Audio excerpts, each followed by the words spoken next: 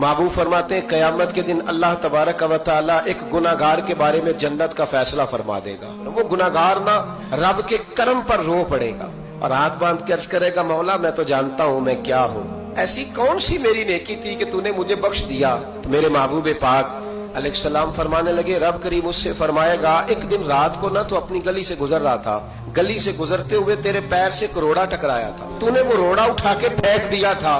क्यों फेंका था?